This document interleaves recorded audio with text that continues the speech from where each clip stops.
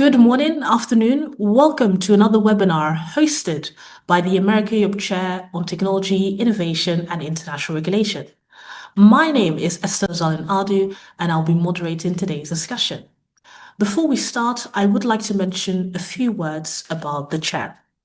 The America Europe Fund strives to be a platform that supports academic cooperation, exchanges, programs, and research to disseminate and strengthen comparative knowledge of European and American societies. One initiative that supports our mission is the America Europe Chair on Technology, Innovation and International Regulation, which aims to provide interdisciplinary research and expertise on regulatory developments in Europe and America. Through these activities, we promote opportunities for cooperation and knowledge sharing among stakeholders across the Atlantic.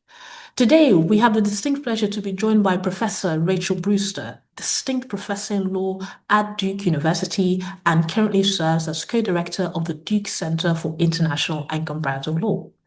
In about 15 minutes, we'll be joined by Mr. Cedric von der Hellen, expert in economic security, global governance, and trade policy reform, who currently serves as the Senior Manager of External Economic Policy at the Federation of German Industries, BDI, Germany's largest and leading representative for German industry. Today's discussion is centered on the reform of the WTO amid an emerging geo-economic environment that is poised to redefine transatlantic economic relations for decades to come. At present, both sides of the Atlantic are pursuing broad-based industrial and economic security policies that are fundamentally reshaping not only the transatlantic trade bloc, but also the global economy. Yet, these actions are unfolding largely outside of the WTO, once heralded as the apex institution of global trade governance.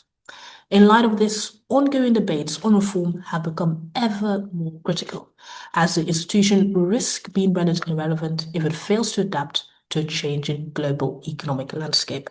So with that, I'd like to open the discussions and ask a panel, especially Rachel for now, for our audience, in your opinion, what is the current state of affairs of the WTO in terms of the day-to-day operations, role in today's global economic climate, and what should we look out for in the coming year? Well, thank you very much for the invitation to join the webinar. Right now, I don't think it'll come as a surprise that the WTO is in crisis. The WTO as an institution really has three primary goals. The first one is both a legal and normative commitment for members to maintain the negotiated access to their national markets. And by that, I mean maintain their tariff bindings, abide by non-discriminatory rules like most favored nation and national treatment, and to then negotiate trade multilaterally. So that would be the first goal. The second goal of the WTO is a legal and normative commitment to resolve trade disputes through the multilateral dispute settlement understanding. And the third role is to be a negotiating forum for adjusting trade rules. So expand into new areas like digital trade, or to adjust rules in response to things like environmental concerns. At the moment, the WTO is failing in all three of these areas. So this isn't necessarily the fault of the organizational staff at the WTO or the treaty design. It's just that the WTO is, as they like to call it, a member-driven organization. That is, it is driven by the interests of the state parties. And at the moment, state parties, particularly the United States, no longer seem particularly interested in using the WTO as a vehicle for either promoting or negotiating international trade. And we can see this in three ways.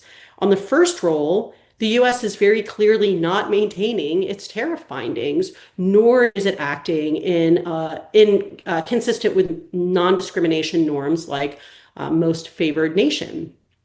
Very clearly, the U.S. has raised tariffs on any number of nations using any number of domestic mechanisms, which I'm happy to discuss later.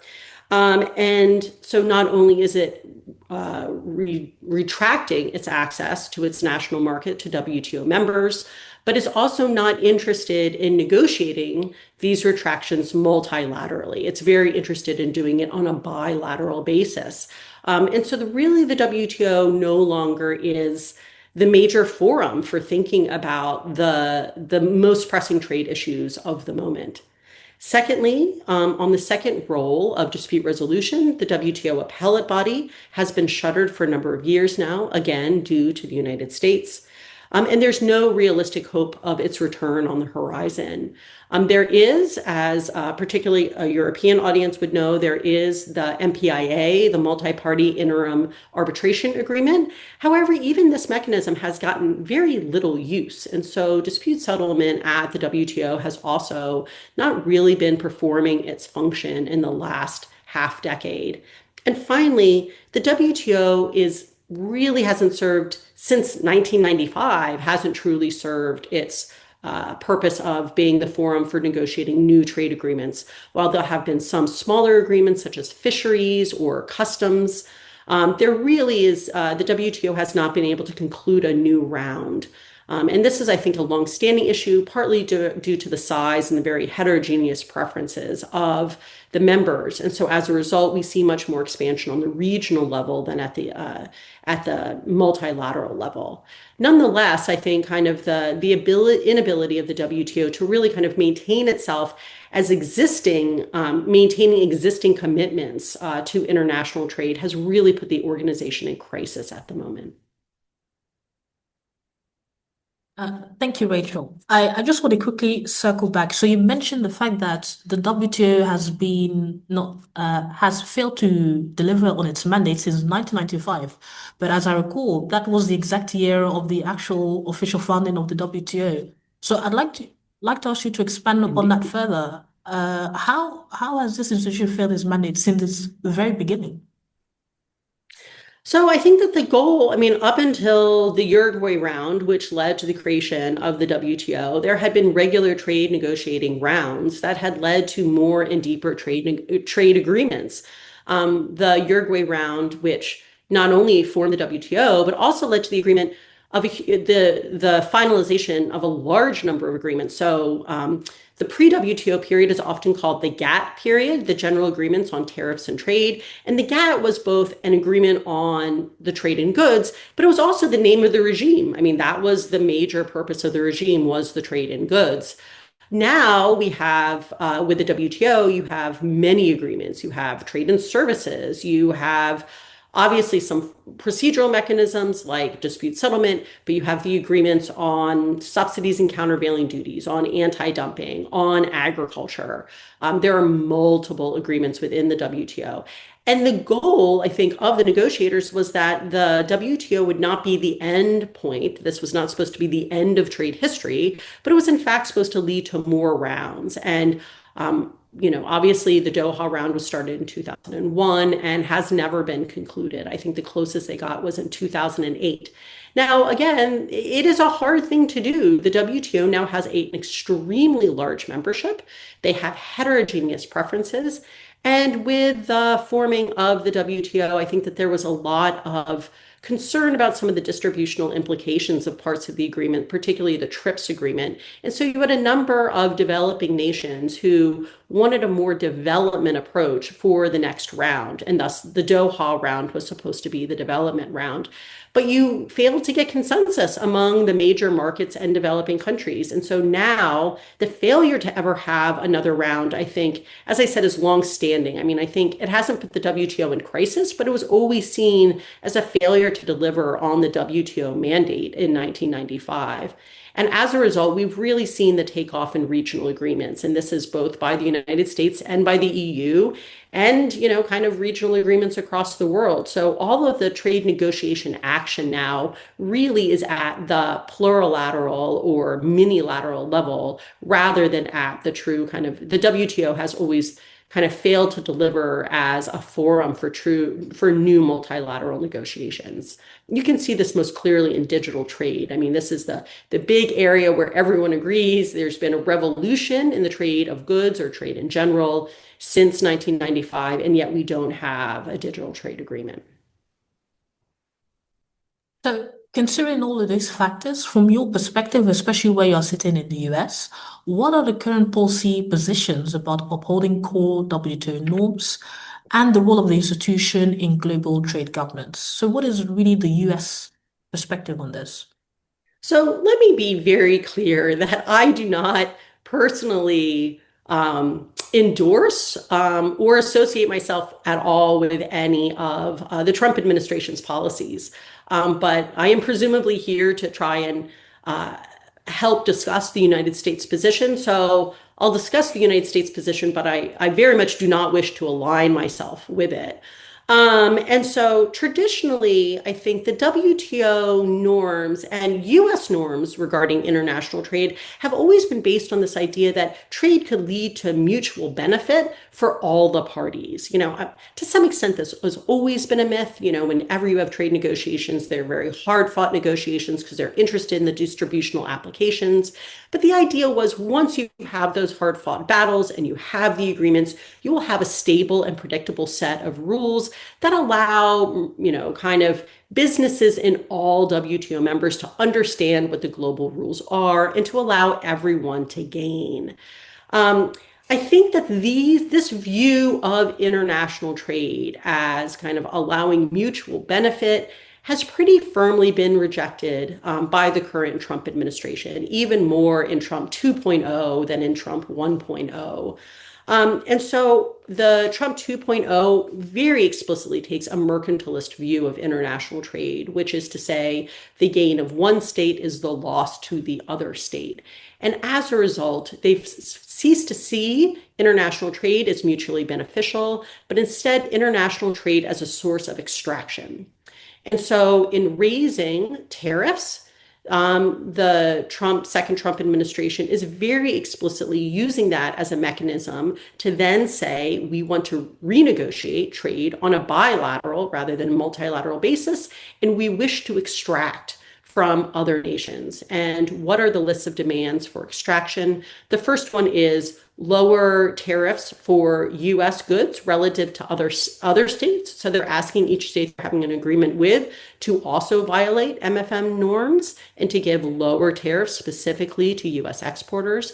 Secondly, they're demanding certain levels of investment within the United States, although quite honestly, these are hard to monitor. And, if states stall, they might be able to simply outlast the Trump administration on their investment promises. And then finally, promises to actually purchase large amounts of American goods.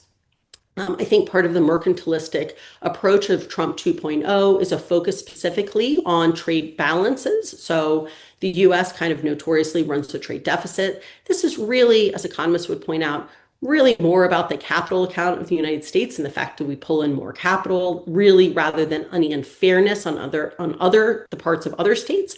But nonetheless, the Trump administration doesn't view it this way. And so the promise to purchase huge amount of American goods to try and fix what they see as an unfair trade deficit being run by the United States.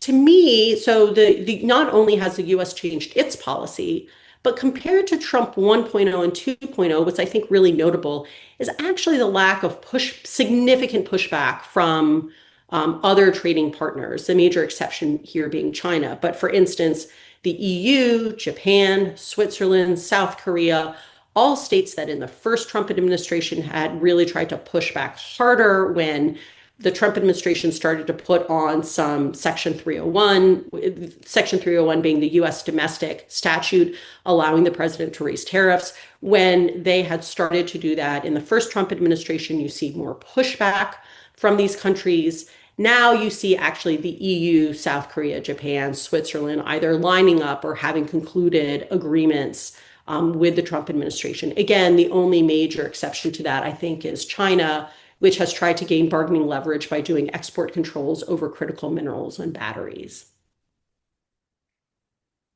Thank you, Rachel. So, Cedric, as Rachel so eloquently put it, the current view in the US is mercantilistic, based on lowering tariffs for US goods increasing investment into the US, and pursuing the Buy America policy in order to reduce the US deficit. So, what's the view here in Europe? What are the current policy positions about holding core WTO norms, and what is the role of the institution in global trade governance here in Europe?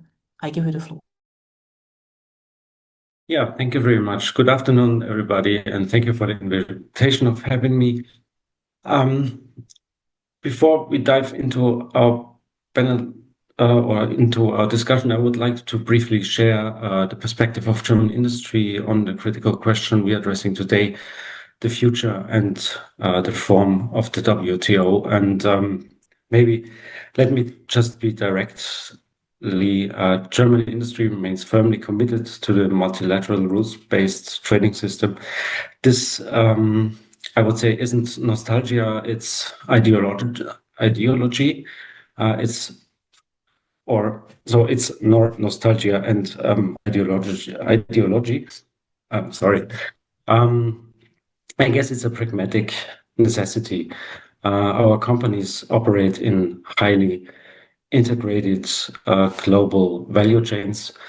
Predictable rules aren't a luxury, therefore, they are the foundation upon which businesses make investment decisions, create jobs on the one hand, and drive innovation on the other. So the WTO has safeguarded the system for, as Professor Brewster already said, for nearly 3 decades. But today we face a paradox. The WTO, from our point of view, is simultaneously indispensable and in crisis. And that's the reason why this institution that provided stability for generations is now struggling with institutional paralysis, and precisely the moment when geopolitical fragmentation threatens to pull the global economy apart. So from this point of view, our message is we must preserve and strengthen what we have and not abandon it.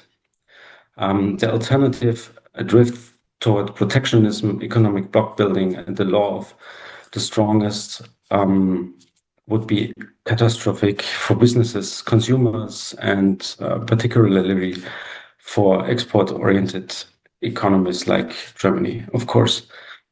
So with this context, let me now turn to our distinguished panelists to explore these challenges in depth. You asked me what does this mean regarding the current state of the WTO? And I wanted to add what keeps our CEOs and our members and our membership as a whole at night in this uncertainty. The paralysis of the dispute settlement mechanism since 2019 means that when rules are violated, there's no reliable referee, of course, and companies face rising risks from unilateral trade measures and discriminatory practices with no clear path to resolutions. And this erodes, of course, the trust that we need in the entire system. So we are also seeing critical deadlocks on issues that directly affect competitiveness, subsidies, state-owned enterprises, export restrictions recently nowadays, especially in regard to China and critical raw materials and so on.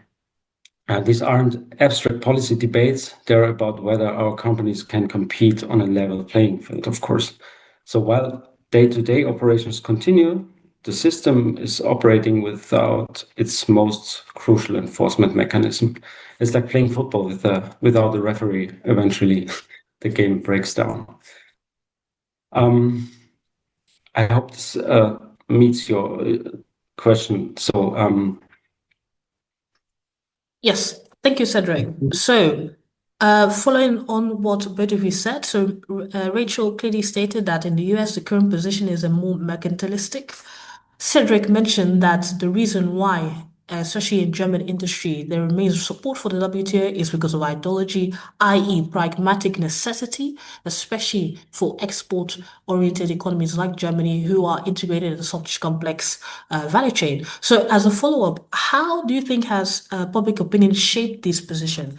And could you contextualize some of the main causes of these sentiments? For example, political or economic climate. Was it related to the post-COVID era, any ongoing wars or conflicts? We'll go first to Rachel and then Cedric. Thank you. So, at least within the United States, the causes of US disenchantment with international trade are difficult to nail down. Like Cedric, I don't think it's actually driven by US industry. I mean, I think US industry, like German industry, like stable rules, they like understanding what the framework is. They like having a predictable environment. You know, they need to make investments for the next decade. They want to understand what their access to other markets will be. But I think that there's a broader within the United States kind of disenchantment with international trade that's more at the populist level. I'm not ready to, assign it to either the 2008 financial crisis or COVID. But I think that within the United States, certainly there's a growing concern with income inequality, and the United States kind of famously does not have a robust social welfare system. And so I think that there's now kind of a greater sense of threat from the international trading system. But I think the US public opinion is quite varied. I don't think that there's a monolithic view. There's a small but significant minority of voters, and I think that this is Donald Trump's kind of like America First group that definitely wants to turn against any international commitments. And that is true in trade, it's true in security, and it's true with actual immigrants. It's a very anti-immigration, anti-internationalist platform.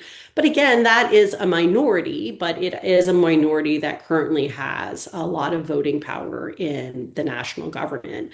But it's also deeply unpopular at the moment. That the polling on this policy position is, kind of in the high 30s, low 40 percentile. So it's not a popular position with the US general electorate. Among independents or more centrist or center left candidates and political groups, Trump's economic policies are quite unpopular. I mean, tariffs are being viewed as leading to greater inflation and adding to the cost of living concerns. But I think that there's also an ambivalence about re-engaging with the WTO in particular. I think that while many people in the center or to the left would like to roll back a lot of the trade actions of Trump 2.0. At the same time, I don't think that they have any particular attachment to the WTO as an organization. And I think that you saw this in the Biden administration. I think it would have been very easy for President Biden to release the US hold on appellate body nominations. And yet this was seen as being very politically costly because this would be seen as a very pro-international trade move, and that the Biden administration had a lot of priorities in terms of having a green transition or passing the CHIPS Act, and they simply didn't want to waste political capital on something like the WTO that was seen as bringing them very few benefits. So I think that there is an ambivalence within the US more generally about the WTO. But at the same time, I think that there is the US has traditionally been a pro-business, pro-predictability, having those types of popular opinion. I think that at the moment, this is, I certainly hope that it's unusual, but, I think that there isn't really strong US public opinion supporting the current trade actions. Thank you, Rachel. And Cedric, what do you think are some of the underlying factors we should consider? Political, economic, post-COVID, especially amongst public sentiments around the WTO? Yeah, and of course, I think German and of course the industry across the Atlantic share the same goals when it comes to business, of course, and therefore, let's say it like this: regarding public opinion and context, it's crucial. So let me add the business community's perspective on these pressures. So German companies understand public concerns about fairness, jobs, sovereignty at all. But we also see the concrete costs when trade policy becomes purely defensive or nationalist. So the post-COVID period revealed both the fragility and the necessity of the global supply chains. Yes, I would say there were disruptions, but the alternative of complete self-sufficiency would be economically devastating and technologically regressive. On China specifically, German industry recognizes the challenges or the challenge posed by state capitalism, industrial overcapacity, induced industrial overcapacity, I have to say, and opaque subsidies. The WTO was simply not designed to regulate, I guess, such systemic distortions, and we still within European Union as well, we don't have the proper instruments to challenge this. This is precisely why we need updated rules on subsidies, SOEs, or state-owned enterprises and industrial policy. But the solution cannot be abandoning multilateral rules entirely. That would leave us with pure power politics, where economic size determines outcomes, not agreed principles. So I guess the public wants both fairness and prosperity. Our job is to show that reforming the WTO, not dismantling it, is how we achieve both, I guess. Wonderful. That actually brings me to my next question. So, as a follow-up, so you've neatly laid out the current socio-economic and political factors that have shaped social public sentiment. So how do you think these factors have shaped the respective approaches on the reform of the WTO? Do US policymakers want to dismantle the WTO? Do they want what kind of reform program are they envisioning? So I'll start with Rachel and then Cedric. How do you think these factors have shaped their current approaches when it comes to WTO reform? Well, like Cedric, I think that the United States definitely sees basically the Chinese economic model as being inconsistent with the market model of the WTO. So to the extent that they feel, the extent that I think, and I think that there's bilateral or bipartisan support for this, that the Chinese economic model is based much more on state-owned enterprises and state subsidies, and that it is hard to reconcile that with the kind of freer market principles of the WTO. I think the question becomes, how do you address that, and how do you then reform the WTO? So I think that under the Biden administration, there was more of an interest in maybe changing the subsidy and countervailing measures agreement to have stricter reporting of subsidies, stricter rules on subsidies. As a trade scholar, I'm not sure on the substance of it. There's one question. As a purely procedural matter, it is incredibly unclear how you would ever get the consensus needed for this at the WTO. I mean, we can be interested in multilateralism, but multilateralism means getting the acceptance of all players and certainly the major players. And given that largely these reforms would be aimed at changing the Chinese model, it's really unclear how you get China to sign on to this. I think that really, if you want to go down this path of trying to change these models, then you need a plurilateral system. You need something that, the US, Japan, the EU, Canada, kind of other G20, but minus Russia and China, countries would sign on to. And I think that to some extent, the Chinese model of development is actually attractive to many developing countries. So I think it wouldn't be a matter of simply cutting out China. I think that a number of states, I'm dating myself that I know the ISI policies of the 1970s and early 80s. I think that those policies had convinced a lot of developing countries that joining the WTO was a better approach. But now, with the renewed model of a very successful Chinese state-owned enterprise system, I think that there are more developing countries who are sympathetic to that approach. So I think it's not just about a China-only problem. I think it's a larger membership issue. So to the extent that you want to have that type of reform, I think that you have to be doing it outside the general WTO multilateral system. I mean, you can do it within the WTO, but you'd have to get greater acceptance for plurilaterals as a mechanism. And then, there's various strategic things states can do. They can say they're interested in the plurilateral and join to, prevent its formation. Under Trump 2.0, I think that there isn't even interest in that in the United States. I think that benign neglect of the WTO is the best the WTO can hope for out of Trump 2.0. I don't think there's any interest in doing that in other than bilaterally. I mean, I think that the Trump administration currently only wants to have bilateral negotiations with China. And at the moment, even though they identify subsidies as a long-term structural issue, it isn't even making the agenda for the meetings between Trump and Xi. So I don't see any realistic hope within the next 4 years or 3 years of serious progress on that front. So, benign neglect and bilateralism is the current US position. What about you, Cedric? I remember in your previous remark, you had a couple of keywords that kept on repeating: level play, free and fair trade. Does that encapsulate the German and larger European approach to WTO reform? Yes, thank you. It goes absolutely in this direction.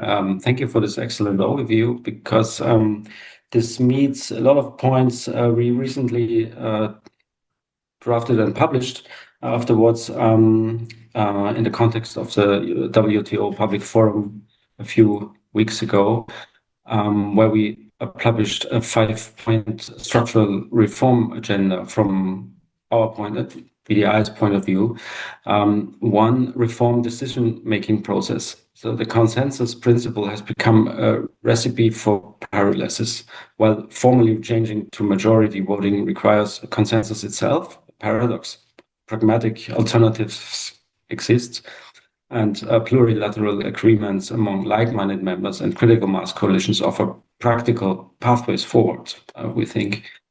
Second, we need to strengthen transparency and participation. So this includes establishing permanent advisory mechanisms for business, labor, and of course, more and more civil society. The Secretariat needs more resources to explain why multilateral rules matter, especially in Germany and in Europe.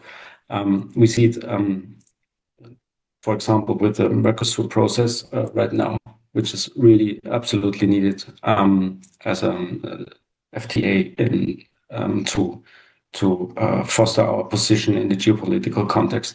And greater transparency, of course, strengthens legitimacy. And the third one is institutional modernization. We need streamlined committees, clearer mandates, and potentially an executive committee for strategic coordination. New bodies for digital services and sustainable trade should be created, and redundant structures, of course, abolished on the other hand. Fourth, capacity building for developing countries is absolutely needed. Many lack of resources to participate effectively in complex negotiations. Expanded technical assistance and training programs strengthen their voice and ultimately make the system more stable and legitimate. This also serves European interests in areas like supply chain resilience we need nowadays, and already mentioned raw materials and critical materials. And the last one, independent evaluation mechanisms. So regularly reviews of WTO commitment implementation through country reports and peer reviews would increase transparency and compliance pressure without immediately triggering formal disputes. Think of it as preventive maintenance rather than emergency repairs. No, or none of these alone will save the WTO, of course. We need a package approach. structural reforms combined with substantive rules updated and dispute settlement restoration. Okay, so as Cedric mentioned, package deals. So does that package deal, can that be created by a cooperative agreement or framework envisioned or work together through transatlantic allies like the EU or US? Do you feel, so I'll start with Rachel, that such a package deal could be created through a joint initiative by the EU and US in this current? And by that, do you mean a package deal for WTO reform or just a package deal for some sort of substance between the US and the EU? Possibly, maybe both or either. So again,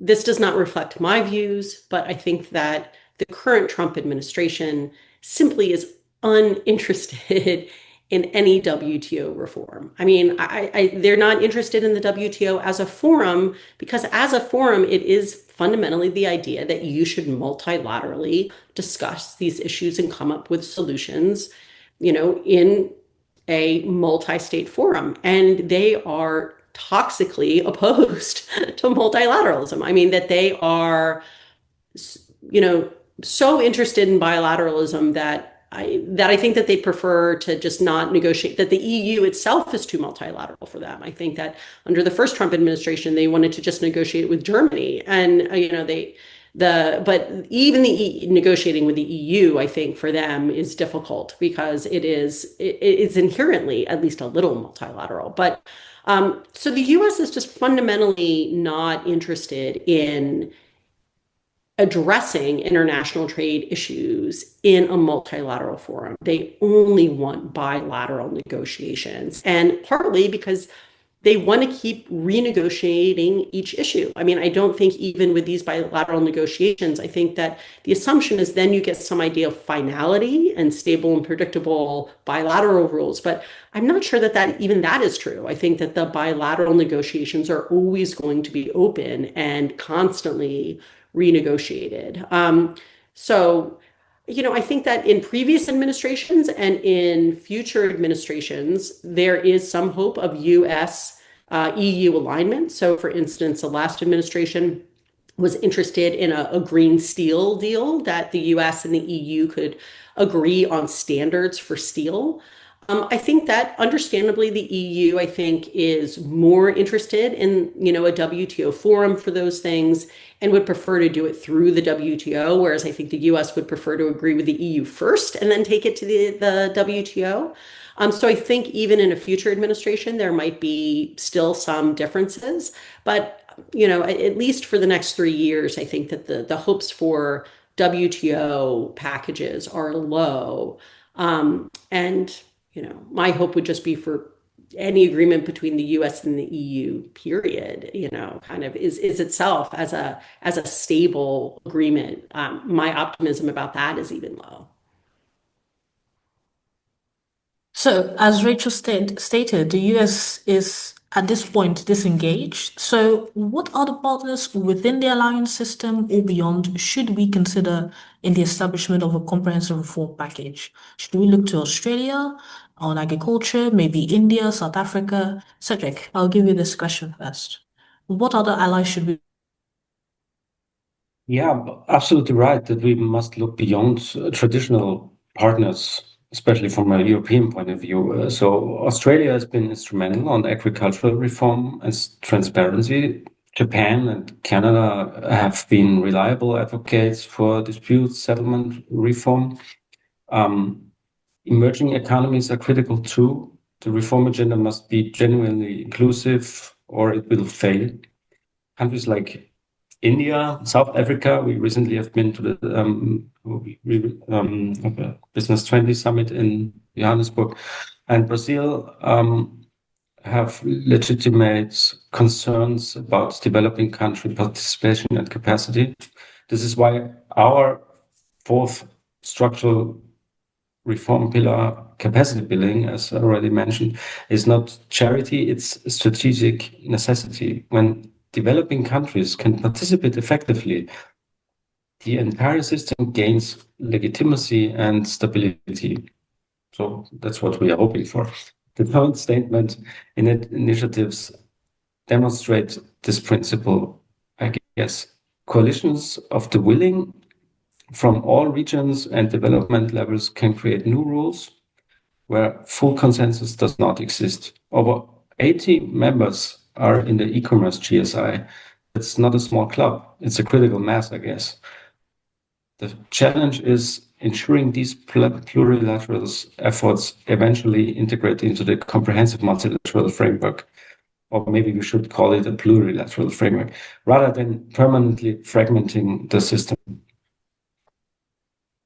Thank you, Cedric. And Rachel, apart from, as you stated, the US is disengaging, but from your perspective, what other partners should we consider in designing a comprehensive reform package? Who could be Yeah, the I mean, I lead think, on this? thank you. I think that there's a lot of states now who I think actually are, I'm not sure that reforming the WTO is their agenda, but I think that there's a greater commitment to WTO principles among many kind of large internal market states that are not the US and China. So I think that the US and China are both in different ways acting coercively and as a result kind of making international trade unpredictable for a lot of states that are very export dependent. So, kind of South Korea, Japan, Canada, Brazil, the EU, South Africa. I mean, I think that there's a lot of states who are looking to diversify their exports and want to have more commitments from, kind of their alternative markets, these diversified states that they are not going to go the way of the United States and China. And so I think that there's a greater appreciation for the predictability and stability of WTO rules. So you see states that have previously kind of been, India in particular, has always kind of been very tough at WTO negotiations and has been sometimes, I think, very difficult, but defending what they think as their particular national goals, may be more willing to make compromises given kind of the lack of access now to what has traditionally been their export markets. And maybe a greater willingness to engage in plurilateral agreements. I mean, India on agriculture in particular is a tough negotiation. But maybe there is more room for success now that there is a greater need to know that you do have alternative and a diversified export market available. Wonderful. That actually brings me to my final question before we go to a brief Q&A. So, as some of our audience includes early career trade law and policy scholars, what parting words would you like to offer on the future of the WTO? Should we reimagine alternative institutions or structures, or defend what we presently have? Cedric and then Rachel. If you ask me to reimagine alternative institutions, my honest answer is that the WTO remains indispensable, but it needs you to reimagine and us all to reimagine it from within. Yes, there are structural alternatives, bilateral and regional agreements, industry-specific frameworks, even private ordering through contracts. These all have roles, but none can replace WTO's unique combination of near universal membership, binding dispute settlement, not discrimination principles, and institutional memory. So, what would a world without a functioning WTO look like? Look around. We are seeing previews, unilateral tariffs, tit for tat retaliation, economic coercion. The largest economies writing rules that suit them, with smaller economies forced to choose sides. German industry operates globally. Our message to scholars, policymakers, and future leaders is this: defend what works, reform what does not. Create new approaches where consensus is impossible, but always with the goal of rebuilding multilateral legitimacy. And maybe going further on that, we have some specific recommendations for this. So first, become technical experts. Second, build bridges. Stay pragmatic but principled. Make the economic case relentlessly, and so on and so on. So the WTO is, from our point of view, worth fighting for, not as a relic, but as a living institution that must evolve. And maybe we can discuss later on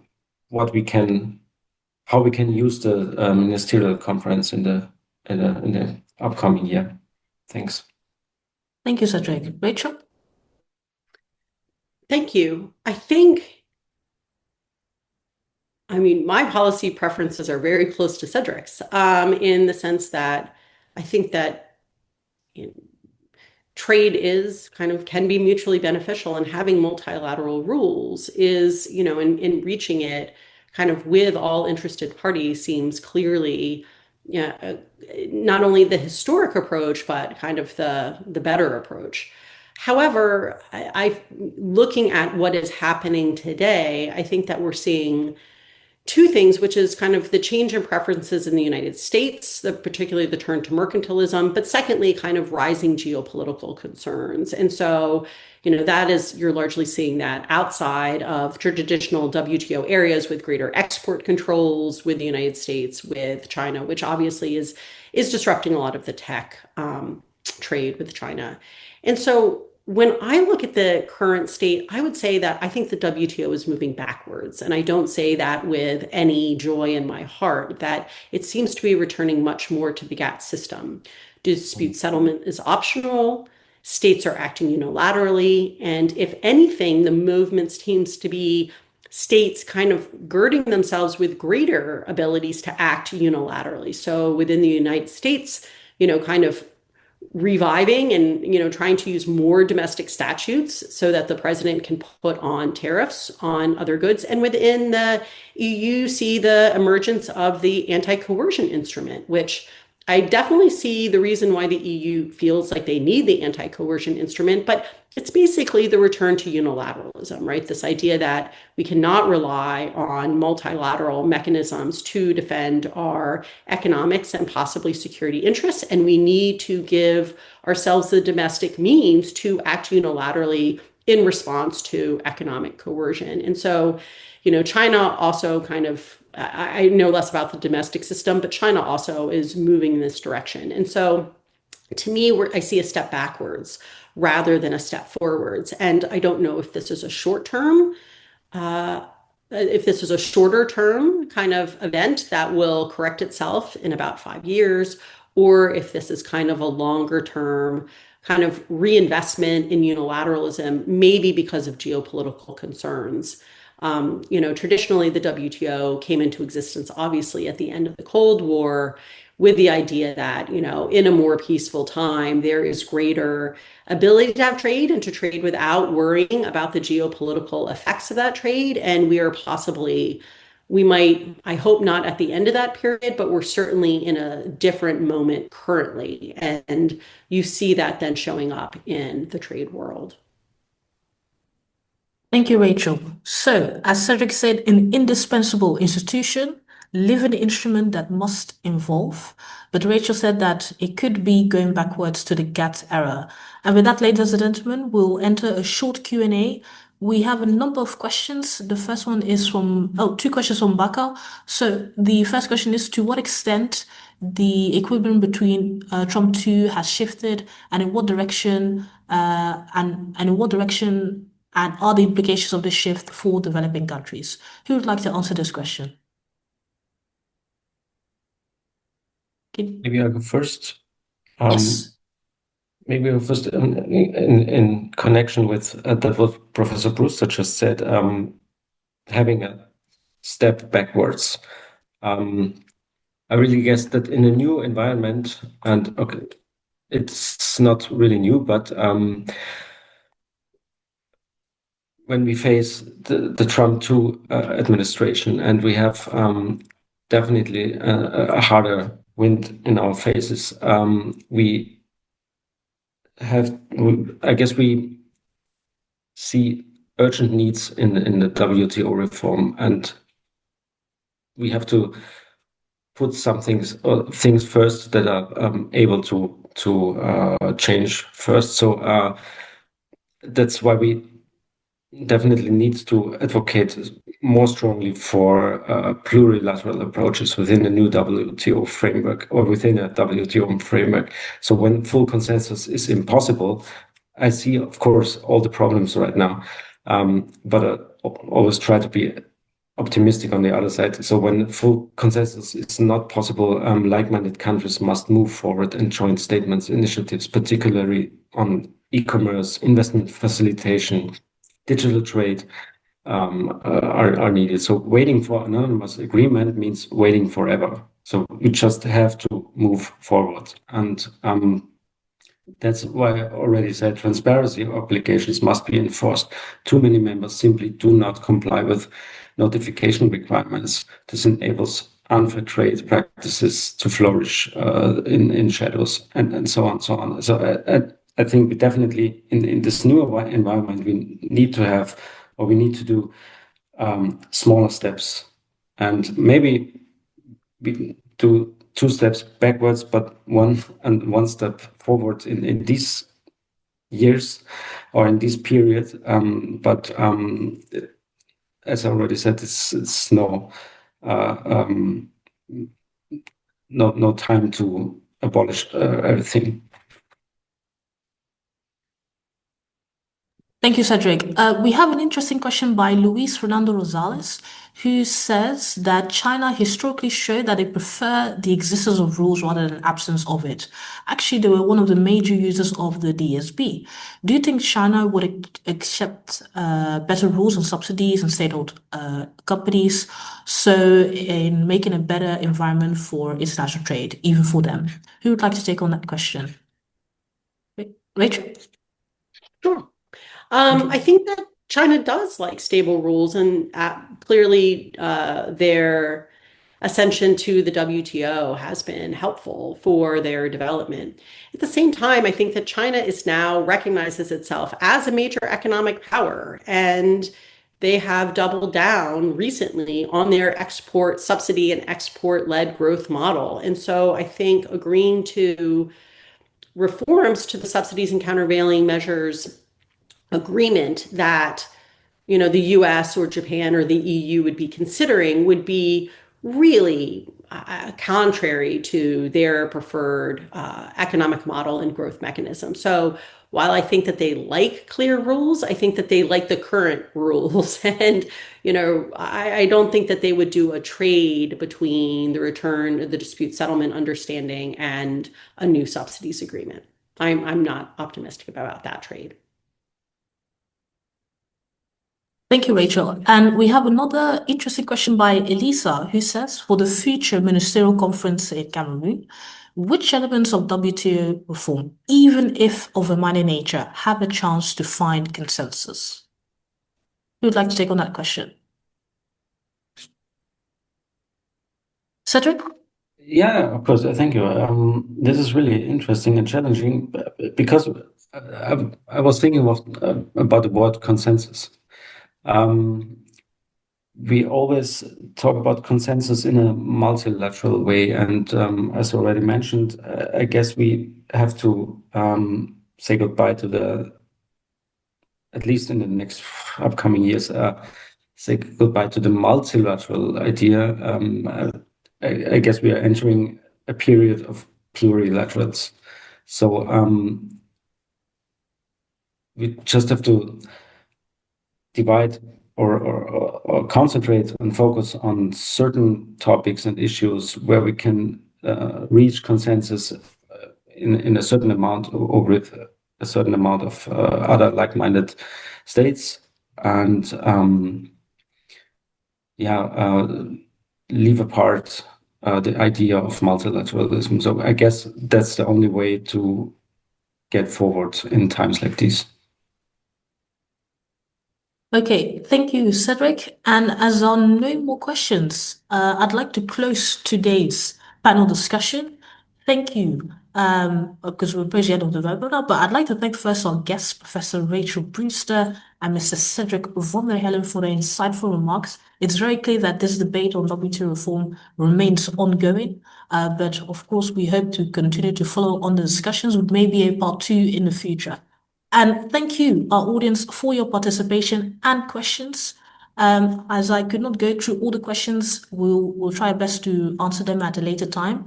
But thank you all for your attendance. Have a wonderful week, and I'll see you all next time. Thank you. Thank you. Thank you very much.